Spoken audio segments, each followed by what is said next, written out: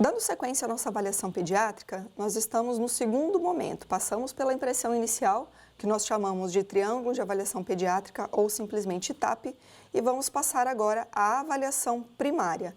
Nessa etapa da avaliação, na avaliação primária, nós seguimos o método mnemônico ABCDE, que leva em consideração os distúrbios que ocorrem e levam a um desfecho de pior prognóstico com mais rapidez. A abertura das vias aéreas vai levar esse paciente à morte mais rápido do que alterações respiratórias e alterações do sistema circulatório. Então, a permeabilidade da via aérea é um objetivo primário da nossa avaliação.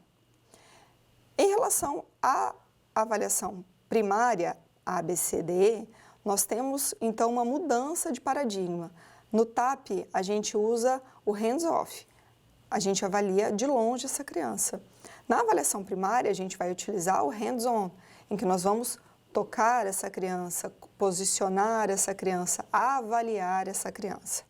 Nesse momento, a gente vai verificar qual é o melhor local de atendimento para essa criança. Se dentro do domicílio, onde nós estamos encontrando essa criança, ou dentro da viatura. A equipe vai precisar tomar essa decisão. Lembrando que em atendimentos à parada cardiorrespiratória, a gente sempre vai atender a criança onde ela estiver, né? A equipe vai se deslocar até onde essa criança estiver. Nesse momento também da avaliação primária, antes mesmo de começar o atendimento propriamente dito, a gente vai decidir se nós vamos permanecer no local ou se nós vamos nos deslocar. O que vai me ajudar a definir se eu fico na cena e intervenho na cena ou se eu desloco com essa criança para uma unidade terciária? Principalmente o benefício no tratamento local, a equipe vai decidir isso ali entre si, se há benefício no tratamento naquele momento ou se vai precisar deslocar até uma referência. O protocolo institucional, o que o serviço orienta, né, o SAMU Regional Campo Grande, nós orientamos que os atendimentos sejam realizados, que a estabilização dessa criança seja feita na cena. A equipe pode decidir se faz na cena, no local, na casa, na creche, no local de trabalho, na rua ou dentro da viatura. Isso é uma definição da equipe, mas institucionalmente o serviço preza para que essa criança seja transportada estabilizada. O nível de conforto dessa criança também é importante e o tempo de transporte. Se o meu tempo de transporte para a unidade de referência daquela criança é muito longo, a gente vai optar por estabilizá-la primeiro e depois transportar. Caso a referência para essa criança esteja muito próxima, a gente pode optar por fazer intervenções básicas e deslocar com essa criança até a unidade de referência. O que vai ser importante? O que é levado em consideração aqui? A expertise da equipe no atendimento daquela situação, tá? Outra coisa importante também na avaliação primária, que precisa ficar cortical para todo mundo que atende, é a avaliação. Toda avaliação, ela precisa ser seguida de uma intervenção, e essa intervenção precisa de uma reavaliação. Toda vez que nós avaliamos e identificamos um problema, nós vamos intervir naquele problema. E depois da intervenção, a gente vai reavaliar se a nossa intervenção surtiu efeito ou não, teve resposta ou não. Em relação à abertura das vias aéreas, nós vamos observar essa criança. Ela pode se apresentar para a gente de 3 formas. Se essa via aérea é pérvia, se ela é pérvia e preservável, ou seja, a criança tem um nível de consciência suficiente para manter a permeabilidade dessa via aérea, ou se ela é pérvia não preservável. Então, ela pode se apresentar dessa maneira para a gente. Quando eu tenho uma via aérea preservável, o que a gente vai atuar? De que maneira nós vamos atuar? Medidas básicas: posicionamento, abertura manual, aspiração, introdução da cânula orofaríngea, desobstrução da via aérea por corpo estranho através das medidas adequadas. E se ela é uma via aérea não preservável, nós vamos utilizar medidas avançadas. Intubação orotraqueal, máscara laríngea, cricotireoidostomia, dependendo da situação em que nós estamos encontrando. Na avaliação da respiração, nós precisamos fazer uma avaliação qualitativa desse trabalho respiratório, né? É uma respiração normal ou é uma respiração anormal? Nesse momento, nós podemos utilizar como adjunto o oxímetro de pulso, em que nós vamos verificar a saturação de oxigênio dessa criança. Fazendo uma avaliação, então, qualitativa, em que nós olhamos para o tórax dessa criança, nós vamos observar basicamente 3 situações, né, de alteração: a apneia, a bradipneia e a taquipneia. A apneia me leva a pensar que essa criança pode não ter pulso. Se ela não tem pulso, a gente vai para um outro programa, a gente vai para um outro protocolo, que é o suporte avançado de vida e básico em pediatria. Agora, se essa criança faz momentos de apneia, ou se ela está em apneia, mas tem pulso, a gente precisa intervir. A bradipneia está aqui sinalizada na coloração vermelha, porque a bradipneia em crianças é um sinal pré-parada. Se nós chegamos em uma situação em que nós temos uma criança com uma frequência respiratória muito abaixo do normal, nós precisamos nos preparar para assistência a uma criança extremamente grave e talvez evolução para uma parada cardiorrespiratória. Tá? Avaliando o trabalho respiratório, retrações, esforços, simetria, abaulamentos e a ausculta, observando se nós temos murmúrios vesiculares normais ou anormais. E a depender das anormalidades encontradas, nós vamos atuar com prescrição, seguindo a prescrição médica. Tá? Aqui nós temos 2 situações. A primeira situação, nós temos visivelmente uma criança com batimento da asa do nariz, que é um esforço bastante importante e visível em lactentes.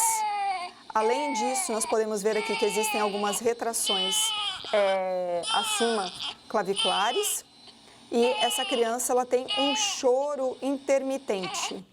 Ela tem um esforço respiratório bastante grave.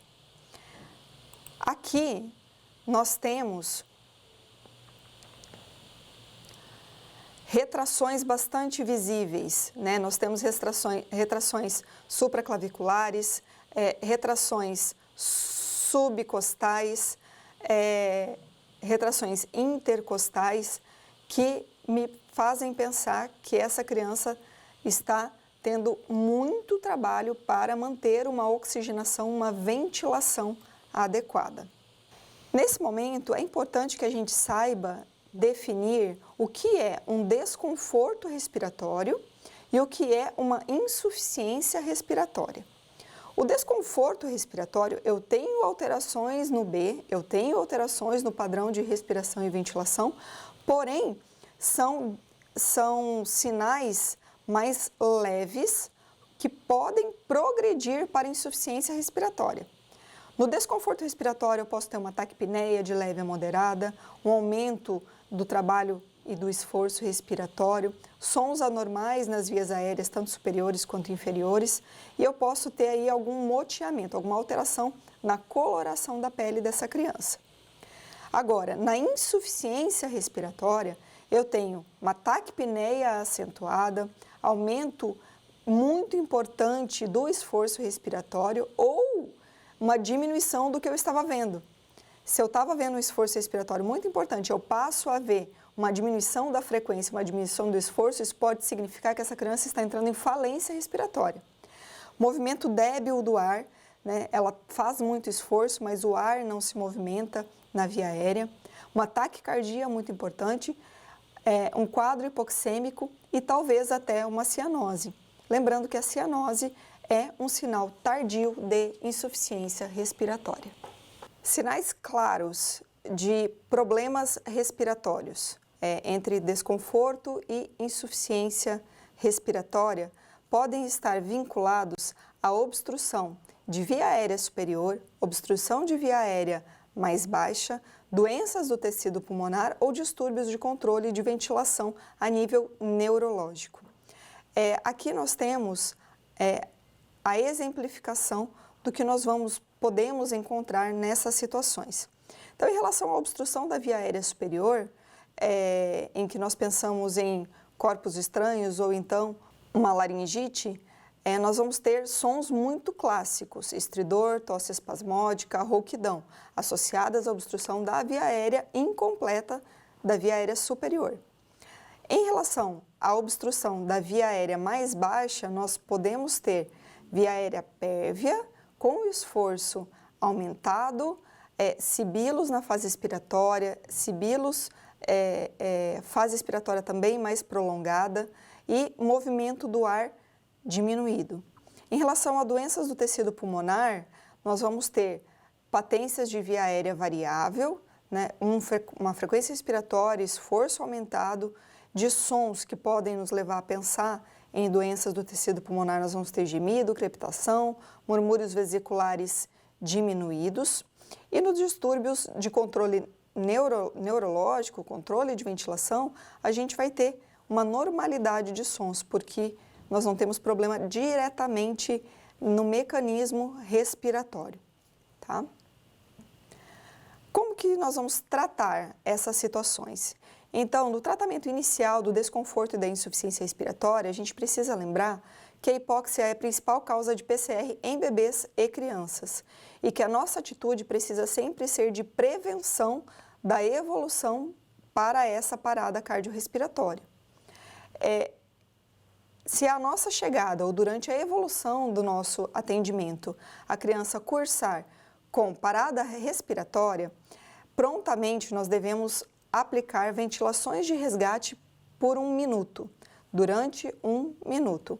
Uma ventilação a cada 2 a 3 segundos, sempre com oxigênio em alto fluxo, via ambu ou bolsa máscara reservatório, adequado para a idade da criança que estamos atendendo. Em relação à via aérea, a abordagem sempre para manter essa via aérea patente, com posição de conforto, utilização de coxins, talvez aspiração, talvez retirada de corpos estranhos visíveis, talvez utilização de cânula orofaríngea, a depender do que nós encontrarmos.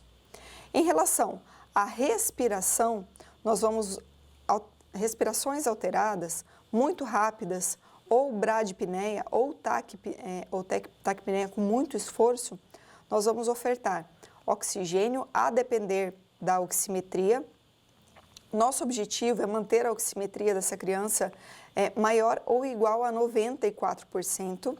E aí nós vamos precisar ofertar oxigênio em alto fluxo, utilizar algumas medicações de acordo com o que nós estivermos encontrando, ventilar essa criança a depender do estágio da sua insuficiência respiratória e intubação ser indicado.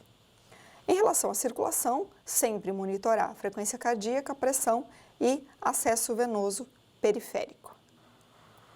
Algumas situações especiais que nós optamos por pontuar ainda aqui na avaliação primária. Situações de anafilaxia, suspeitas de anafilaxia, precisam ser rapidamente tratadas para evitar que essa criança curse com choque anafilático e parada cardiorrespiratória. As indicações são adrenalina intramuscular, uso de corticoides, salbutamol caso essa criança curse com sibilos, tratamento do choque e utilização de difenidramina ou bloqueador de H2. Na situação de uma laringite, de uma obstrução de via aérea superior, a epinefrina nebulizada associada a suporte de oxigênio, uso de corticosteroide, nesse caso a dexametasona, IOT se necessário e via aérea cirúrgica caso a criança não responda adequadamente à nossa intervenção. Em relação à obstrução da via aérea por corpo estranho, a desobstrução deve ser feita conforme a faixa etária, a gente vai ter uma aula específica para isso, um bloco específico para isso. A respeito da asma e da bronquiolite, que nós temos obstrução de via aérea baixa, nós vamos entrar com oxigênio suplementar para manter uma saturação acima de 94, maior ou igual a 94, e vamos tratar conforme a gravidade. Não sei se todo mundo assistiu a aula da professora Silvia, mas em relação à bronquiolite, manter essa criança confortável, com menos estresse, chorando menos, vai ter uma repercussão melhor no seu padrão respiratório, muitas vezes, do que uma intervenção muito agressiva. Lembrar que essa criança pode se beneficiar futuramente numa unidade terciária de utilização de CPAP e talvez postergar a intubação seja uma decisão da equipe nesse momento da avaliação.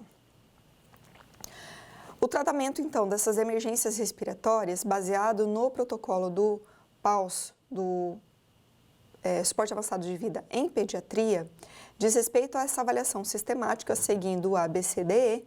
Aqui nós vamos falar do A e do B especificamente, reposicionando essa criança, aspirando se necessário, ofertando oxigênio se necessário, fazendo a monitoração não invasiva com oximetria de pulso, monitor de monitor multiparamétrico e suporte básico de vida se houver necessidade essa criança cursar com parada cardiorrespiratória. Em relação à laringite aguda, adrenalina nebulizada, como eu já falei, anafilaxia adrenalina intramuscular na dose de 0,01 microgramas por quilo, no máximo 0,3 miligramas por quilo. O salbutamol pode ser utilizado caso essa criança curse com sibilância. E o OVACE, a desobstrução, conforme a idade. Em situações de obstrução de via aérea inferior, aspiração nasal, uso de O2 umidificado, salbutamol, corticosteroides, adrenalina subcutânea em casos de situações de sibilância de uma criança asmática. O que não é muito usual para a gente é a utilização do sulfato de magnésio e a terbutalina. A terbutalina nós não temos na avançada, mas o sulfato de magnésio pode ser uma opção de reversão desse quadro de insuficiência respiratória por asma. Doenças do tecido pulmonar inferior, nós vamos ter aí a pneumonia e o edema pulmonar como situações mais corriqueiras. A pneumonia, a gente vai precisar pensar se essa criança tem um quadro séptico associado ou não. Normalmente, na nossa etapa de avaliação, de intervenção, nós não entramos com antibiótico, porque não está disponível na unidade de suporte avançado, mas o ideal é que, uma vez identificado um quadro de suspeita de pneumonia, que o antibiótico seja feito com menos de 1 hora. Situações de edema pulmonar, que podem precisar de suporte ventilatório ou não. Havendo suporte ventilatório, a PIP tem que ser aumentada para poder vencer a barreira líquida dentro do alvéolo e nós vamos considerar suporte com drogas vasoativas e diuréticos. Ainda dentro da avaliação primária, na nossa terceira etapa de avaliação, nós temos a avaliação da circulação. A circulação, ela me dá um parâmetro de avaliação do sistema circulatório dessa criança. Então, a primeira pergunta que eu preciso responder é se essa criança está em choque ou não está em choque. Lembrar que o choque no pré-hospitalar, em crianças vítimas de trauma, a gente vai pensar diretamente no choque hipovolêmico, hemorrágico. Porém, em crianças fora dessa situação de trauma, o mais comum é o choque séptico, né, em decorrência de uma infecção não tratada.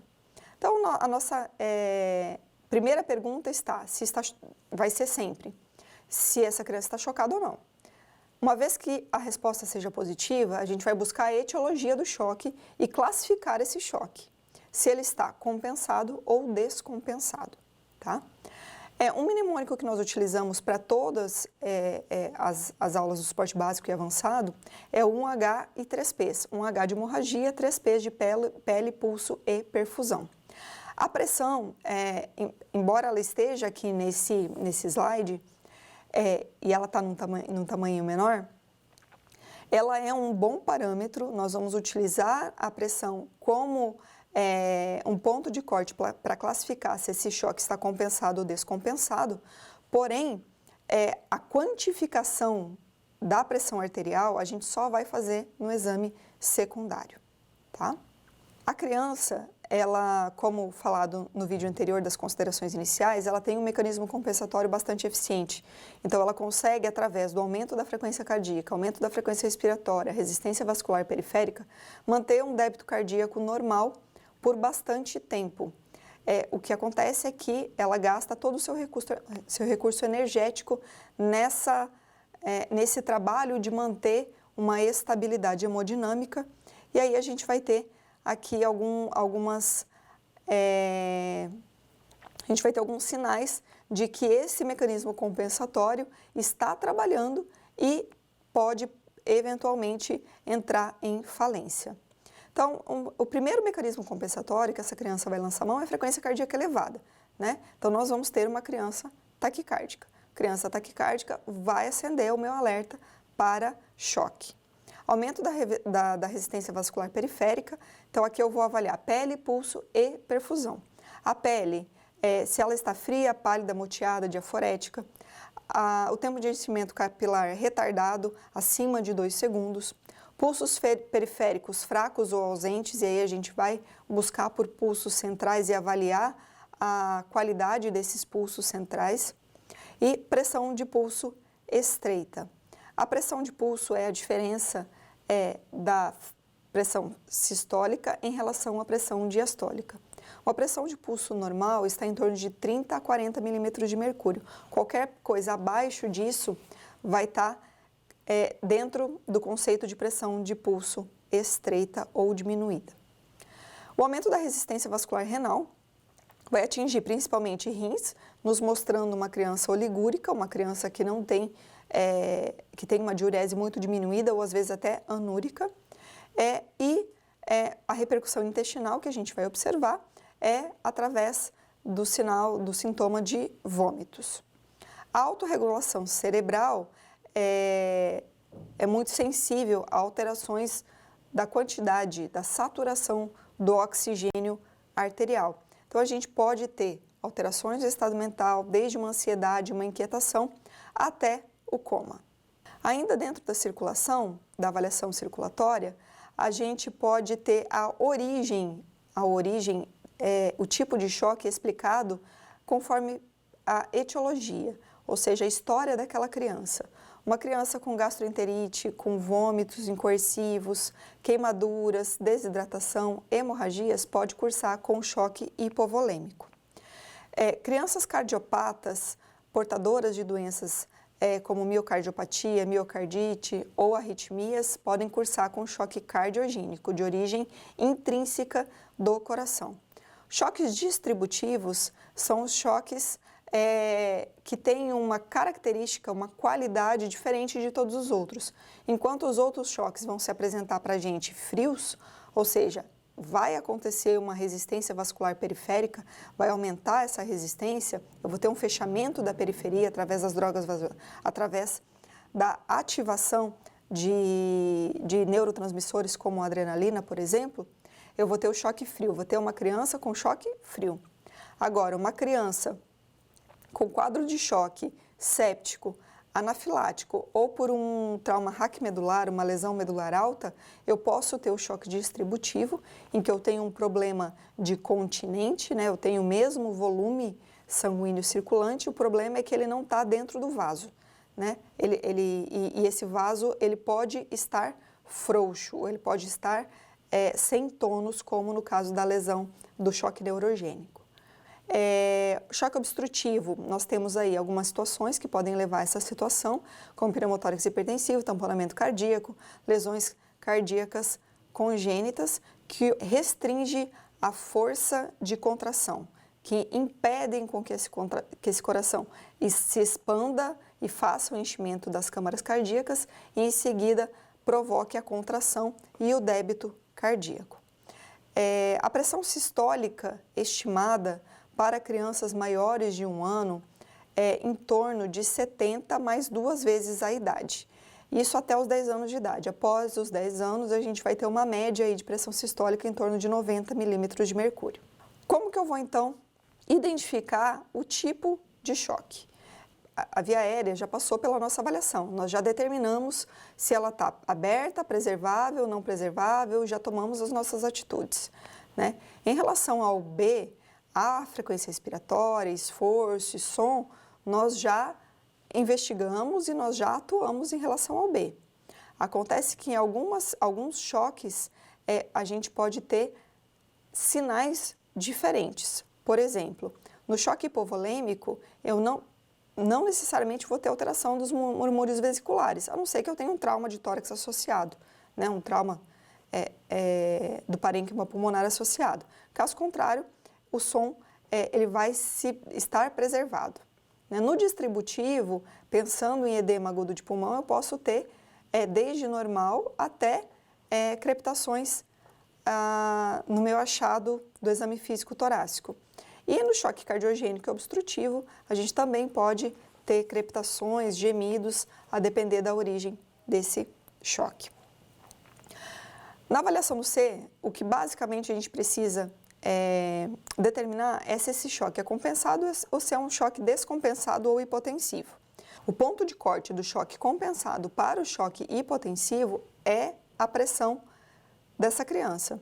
Se ela, com seu mecanismo compensatório, conseguiu manter uma pressão dentro do que é esperado para a sua faixa etária, a gente considera choque compensado. Obviamente que ela vai ter alguma alteração de frequência cardíaca, respiratória, pele, mas ela mantém uma pressão.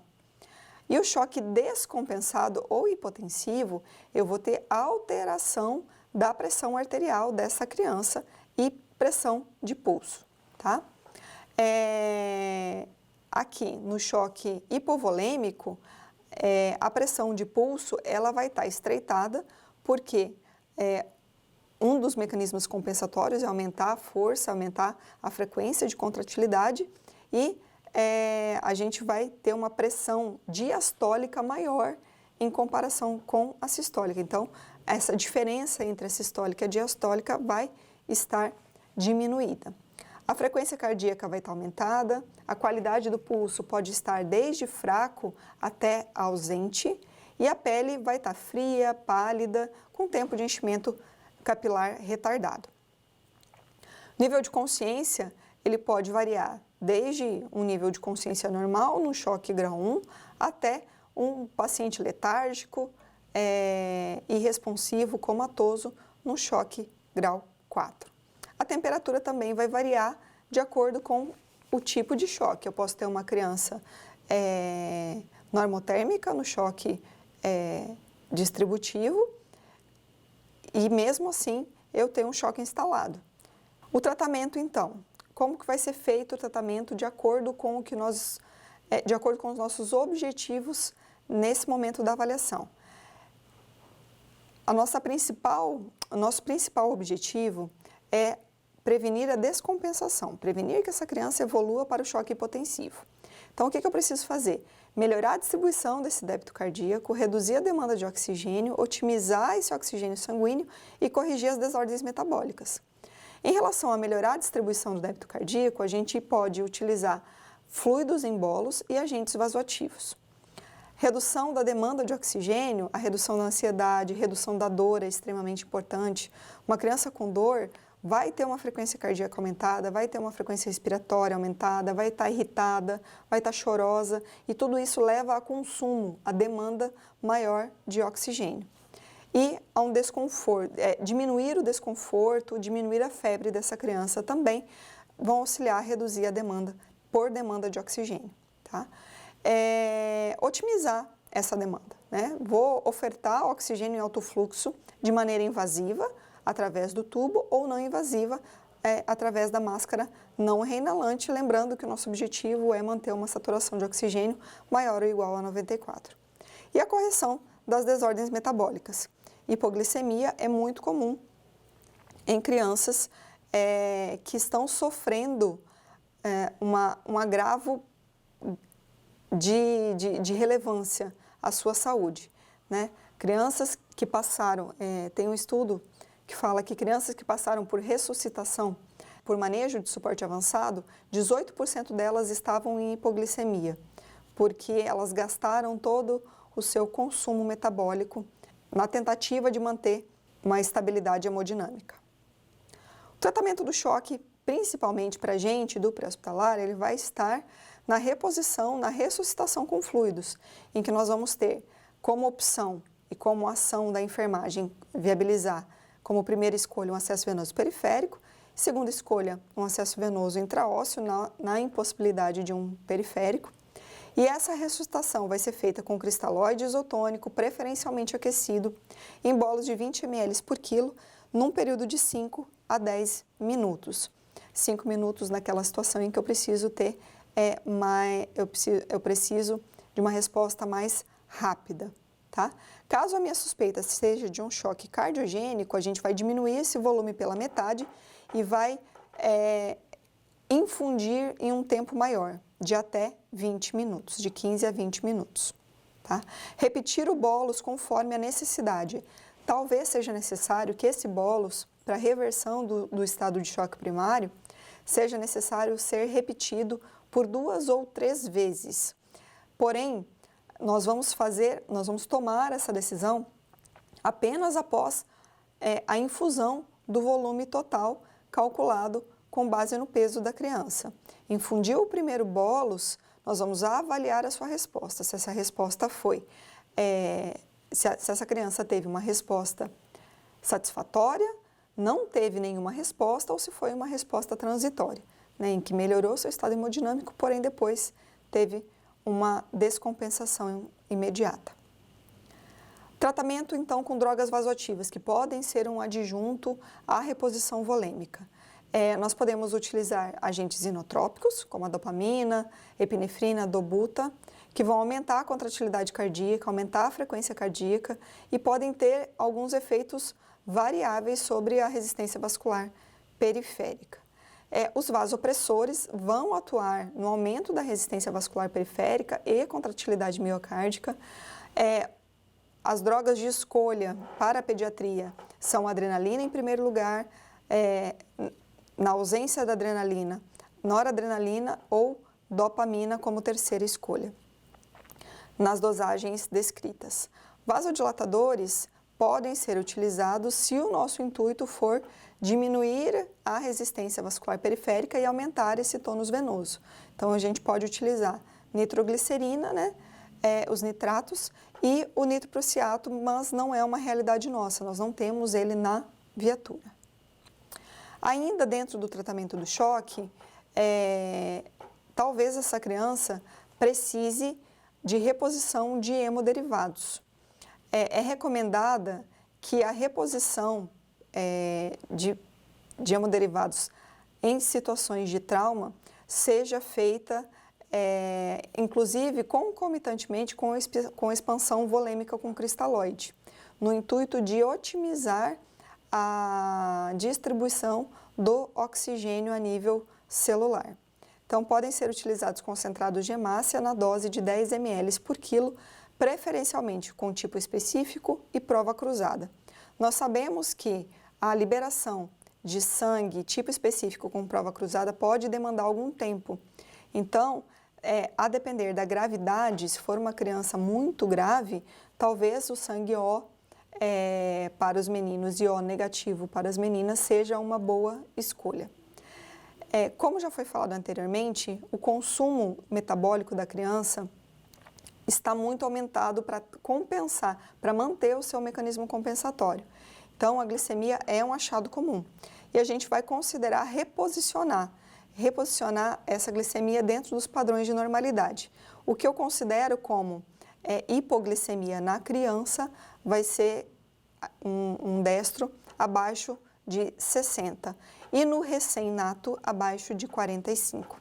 A reposição ela pode ser feita com glicose a 25% na dose de 0,5 a 1 grama por quilo, sendo que se a gente for calcular isso em forma de volume, vai dar em torno de 2 a 4 ml por quilo. Seguindo então a nossa avaliação sistematizada, no choque hipovolêmico, hemorrágico ou não hemorrágico, a gente sempre vai fazer a reposição com bolos, 20 ml por quilo, podendo repetir até 2 a 3 vezes se necessário, pensando sempre no hemoderivado para a otimização da oferta desse oxigênio a nível tecidual. O controle da hemorragia, ele vai ser falado mais pormenorizado na aula de trauma pediátrico. No caso de choque distributivo, no choque séptico, a gente vai ter um algoritmo específico também tratado numa aula à parte. Choque anafilático, dose de adrenalina intramuscular e a reposição volêmica com adjuvantes para reverter uma sibilância, caso essa criança entre em sibilância como salbutamol. E talvez, dependendo da resposta, a necessidade de infusão contínua de epinefrina em bomba. No choque neurogênico, além do bolos de volume, a gente vai entrar com droga vasoativa, né? Preferencialmente noradrenalina, porque vai ser um choque quente. Choque cardiogênico, a gente vai tratar a causa, lembrando que os bolos para o choque cardiogênico precisam ser diminuídos em torno de 5 a 10 ml por hora, associados talvez à droga vasoativa. E os choques obstrutivos, nós vamos precisar reverter a fonte do choque. No pneumotórax hipertensivo, realizar a torexcentese e a drenagem do tórax, no tamponamento cardíaco, pericardiocentese e o tratamento do choque com bolos de volume. E na embolia pulmonar, bolos de volume novamente, pensando em trombolíticos e anticoagulantes o mais rápido possível na referência para essa criança. Ainda na avaliação primária, na quarta etapa, no D de disability ou neurológico, nós vamos ter a avaliação neurológica que precisa ser rápida, ela precisa nos dar uma estimativa do estado de perfusão cerebral dessa criança. Eu posso ter alterações de origem primária, ou seja, eu tenho uma lesão direta no sistema neurológico, no sistema nervoso, ou eu posso ter uma repercussão secundária, né? Essa alteração neurológica ser em decorrência de uma hipóxia ou de uma situação metabólica não resolvida previamente. A hipóxia, então, ela pode cursar com rebaixamento do nível de consciência, perda de tônus muscular, convulsões, dilatação pupilar. Nós precisamos reverter essas situações, todas visando o mínimo de sequela possível para essa criança após esse evento de maior gravidade. E avaliações por escala precisam ser trabalhadas com certa parcimônia, visto que essas avaliações por escala não levam em consideração toda a história prévia da criança, né? Qual era o seu status neurológico anterior, e aí nós vamos utilizar como escalas de avaliação neurológica a escala de coma de Glasgow, que originalmente foi pensada para atender crianças e adultos vítimas de trauma, mas que podem ser aplicadas na avaliação clínica desses pacientes, porém com o adendo de se reportar qual era o status neurológico anterior dessa criança ou desse adulto, inclusive. Essa escala que vocês estão vendo aqui é uma avaliação, é uma escala de coma de Glasgow modificada para lactentes e crianças. A diferença vai ser principalmente em relação à resposta verbal, que vai ser adaptada à faixa etária do nosso cliente. Então, em lactentes, ao invés de orientada, apropriada fala, eu vou buscar por uma criança que balbucia, que murmura, e aí ela ganha 5 pontos. Uma criança com choro irritável que não é consolável ganha 4 pontos na escala verbal. Um choro em resposta à dor, ou seja, uma criança que não tem resposta, quando estimulada à pressão, ela chora, ganha 3 pontos. Gemidos, 2 pontos, e sem resposta, 1 ponto. Em relação aos demais, a abertura ocular não tem muita diferença. A gente pode ter alguma diferença na resposta motora, principalmente em relação ao obedecimento de comandos, né? Em que nós vamos observar se essa criança tem movimento espontâneo, proposital, adequado para sua faixa etária. Outra escala importante que pode ser utilizada e é mais simples para as crianças é o AVDI, em que a gente vai observar se essa criança está alerta, se ela tem alguma resposta verbal, se ela só responde a partir do estímulo doloroso ou a pressão, ou se essa criança não tem resposta, se ela está inconsciente. A resposta da avaliação pupilar, da fotorreação pupilar, é um indicativo útil de função do tronco encefálico. Nós não podemos pormenorizar esse achado no nosso exame físico da criança. Embora a avaliação neurológica seja muito importante, nós não temos nenhum tratamento específico nessa etapa da avaliação primária.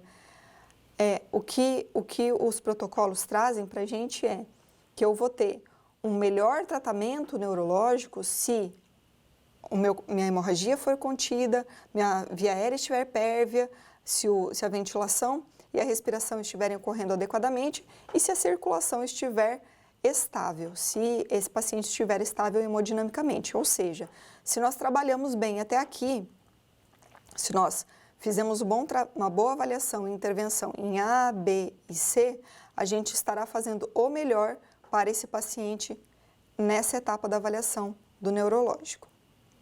Ainda para finalizar a avaliação primária, nós temos a exposição e controle da hipotermia. É a etapa final da avaliação primária. Nós precisamos remover as roupas dessa criança, mas ao mesmo tempo manter essa criança confortável e aquecida, preservar a exposição dessa criança a ambientes hostis, buscar por evidências de trauma, observar todo o dorso dessa criança, membros superiores, membros inferiores, buscando sinais, evidências de trauma, como lesões, contusões, hematomas e prevenir hipotermia.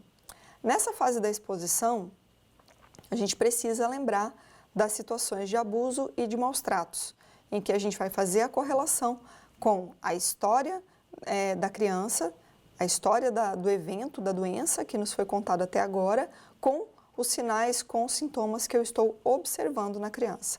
Essa foi a nossa avaliação primária, que teve como início a avaliação do triângulo da avaliação pediátrica, seguida da avaliação primária, com o método mnemônico ABCDE, e eu agradeço a atenção de vocês. Nos vemos na avaliação secundária.